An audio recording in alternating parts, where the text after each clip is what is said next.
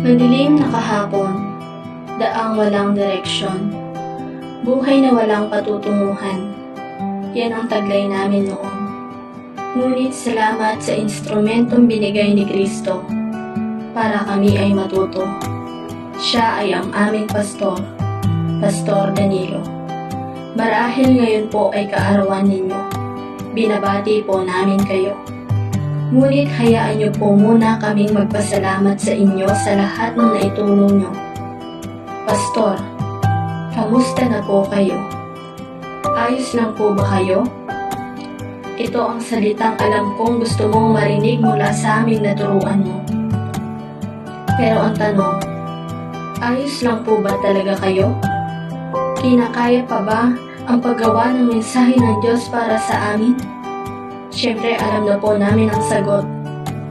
Ayos lang ako, anak. Kaya pa, anak. Pero, Pastor, alam po namin na papagod din kayo. Alam po namin na kinakaya mo para makapagturo kayo sa amin. Kaya, Pastor, salamat po. Kami tinuruan mo. Kami ay inalalayan mo. Kami minahal mo. At higit sa lahat, kami nakakilala kay Kristo dahil po sa inyo. Pastor, pasensya na po kung kami ay pasaway, pero ni minsan di ka nagsawang sumuway. Salamat po sa mga turo mo, dahil kami po ay natuto.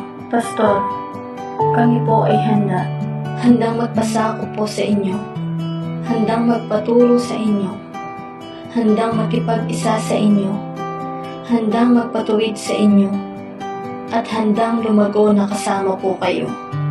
Maligayang kaarawan po aming Pastor. Mahal po namin kayo.